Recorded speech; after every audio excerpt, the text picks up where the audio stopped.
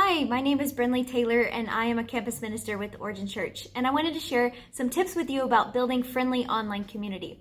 You know, it's always easier to walk into a space with a host who welcomes you, who shows you where the washroom is, or shows you where the water fountain is in case you're thirsty. How can we do that online? So let's talk about some ways to build friendly online community. So some of the best practices are, one, as a participant, you will show up. We want to be able to see your face, so you want to make sure that the light is shining in front of you and not behind you. That way we can see that you are attending this meeting, that you are fully present and ready for the conversations that you're going to have, whatever platform you decide to use. Two, be present, sit up, give your attention. There's a wonderful function on Zoom called Hide Self-View, which actually helps you to focus on the participants and on people that are sharing, rather than making sure, oh, my hair is sticking up, or oh, that's a spot on my face. Instead of focusing on yourself, you're able to focus on the people that are presenting. That's a wonderful function, and it provides a much more pleasant experience. Number three, express yourself. Bring some energy through motion when facial expression. I'm a naturally expressive person, so this helps me a lot when I'm engaging in conversations online, and it helps people feel more engaged instead of using a robot voice and staring at the same part of the screen because you're bored.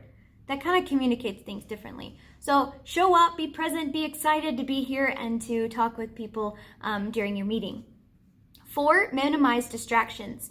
That includes background, visual, and audio.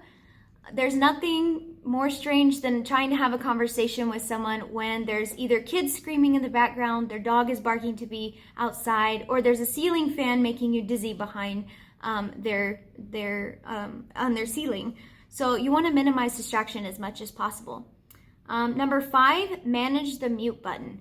There is a different protocol using the mute button with large groups versus small groups. Large groups, it's just very chaotic and there's a lot of sounds happening at the same time. So you really want to enter a meeting. Your host might have you on mute, or you might, if you are the host, you might mute as well. But within a small group, I'd say less than 7 people, less than 6 people, it's a lot easier to have a conversation when everybody is off mute. That way, if you ask a question, they don't have to go over and unmute themselves before they answer the question. So those are just some guidelines to help you as a participant. As a host, all the guidelines applies to you as well, the ones that we just mentioned. But here are some things to keep in mind as you set the tone for the whole group.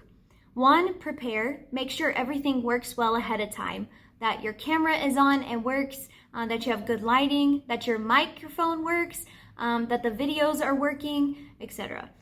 Number two, practice. If you're new to this, do a practice call. Call one of your buddies and say, hey, I really need to practice with this with you. Can you just meet me on Zoom for a minute?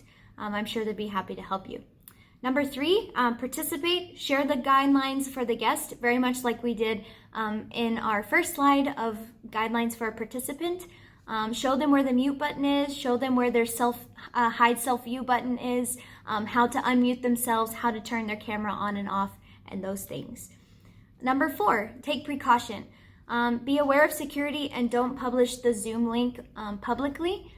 Zoom has done a really great job of adding that function of enabling a waiting room or enabling a password where you have to have a password to enter the meeting. So just to take care of Zoom bombers or people that would come into your meeting unannounced and maybe share some unwholesome information with you. But hopefully these tips help you to have a better experience and build friendly online community.